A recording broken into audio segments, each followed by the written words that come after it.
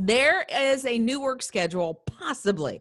Now, this is being talked about. There's different researchers says this is probably a good thing for us, but looks like, those of us that work maybe 9 to 5 will maybe transform to a 3-2-2 schedule.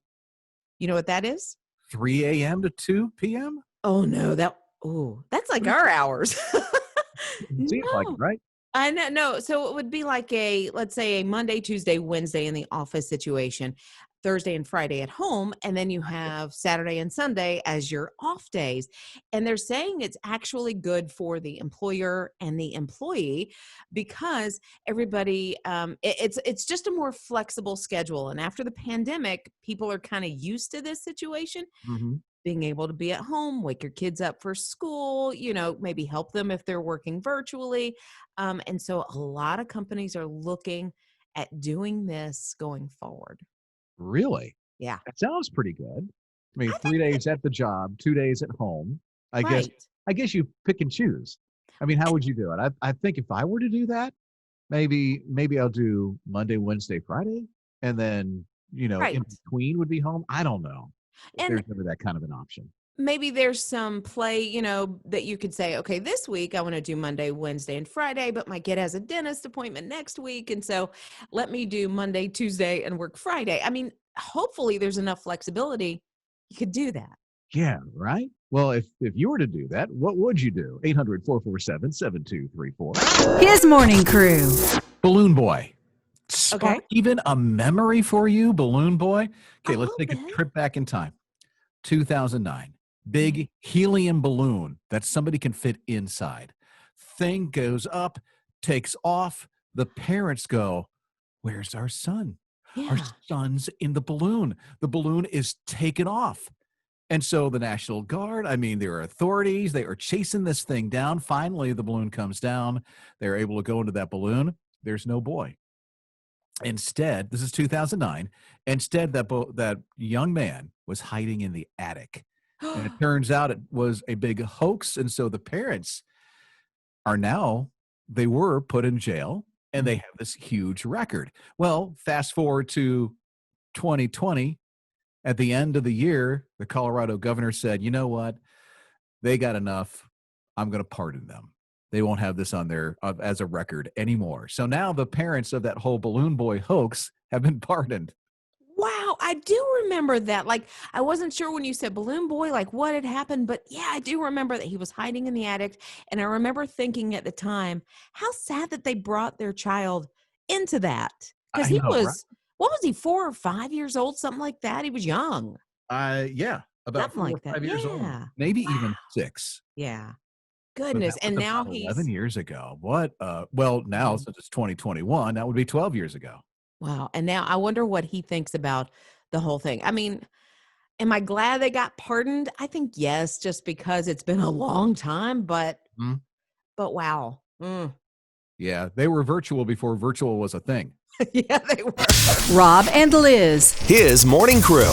Let's take a trip back to January last year when this guy in Michigan said, "I have a challenge for you," and it's the 2020 tip challenge.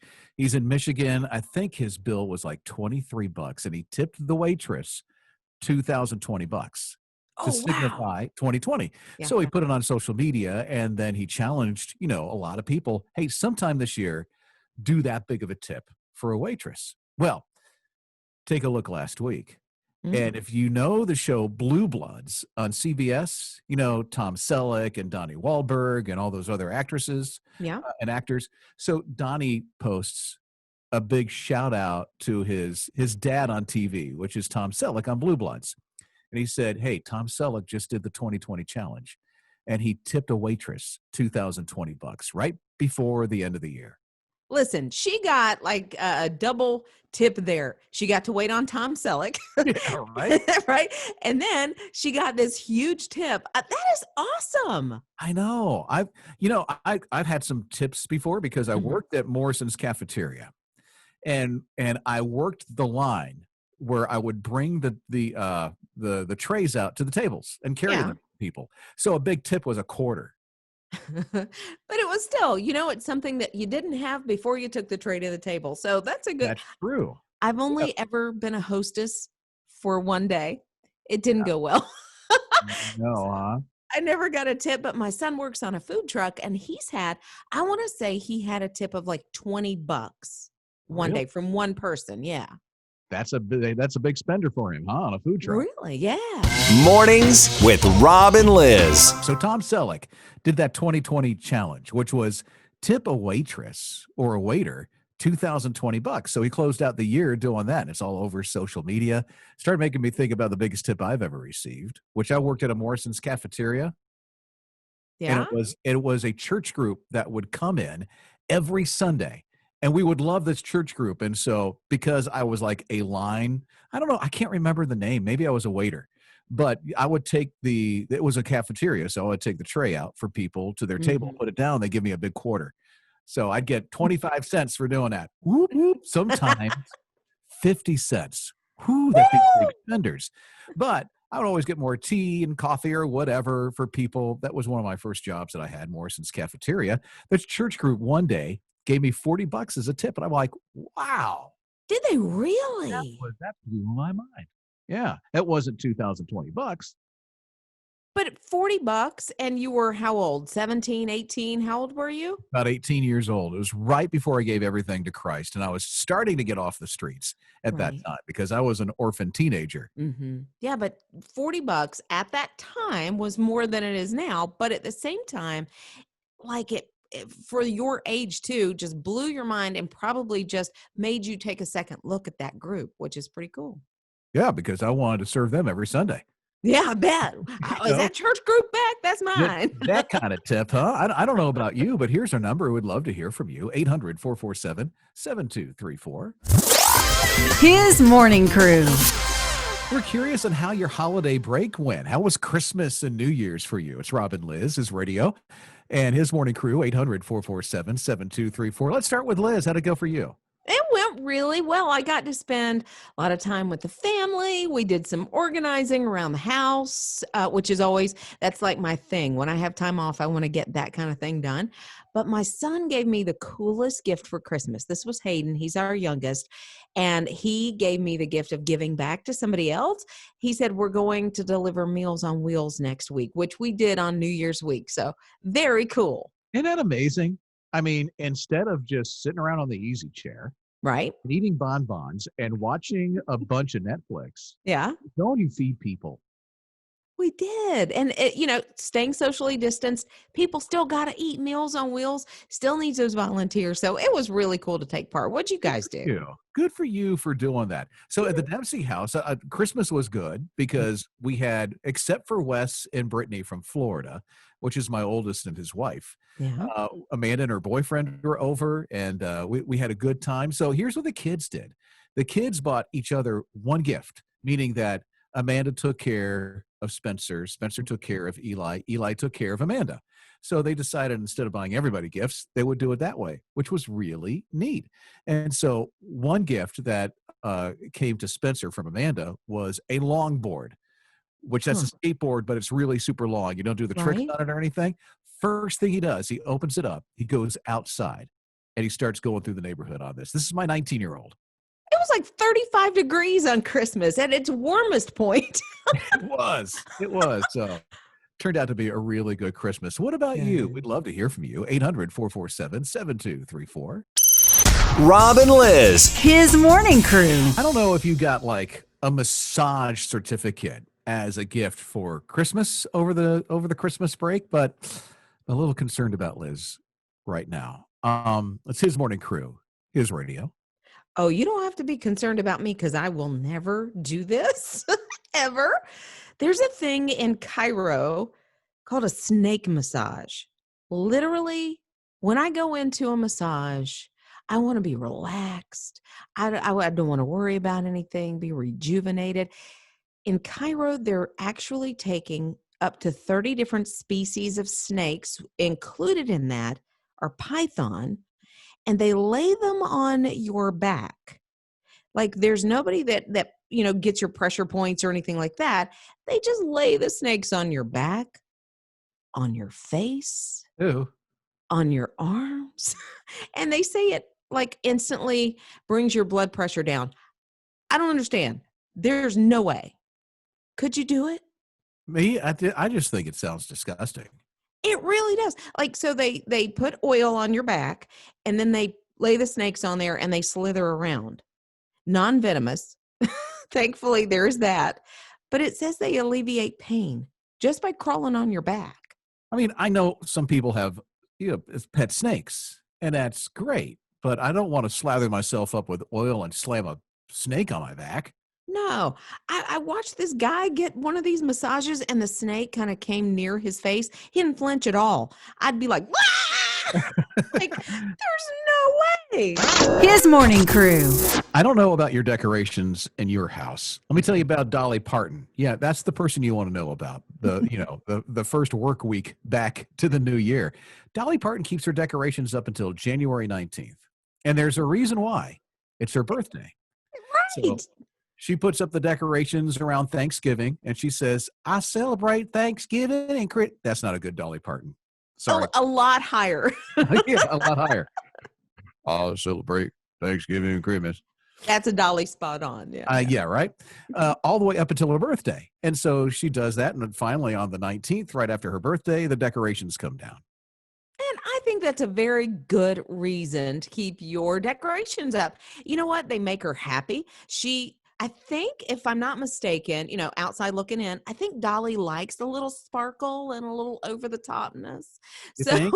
I think maybe a little. And so it makes her happy. Why not? Go do it, Dolly. Yeah, and I don't know about yours. Mine are down. They went down yesterday. Amy's like, done, over, capiche, decorations are over.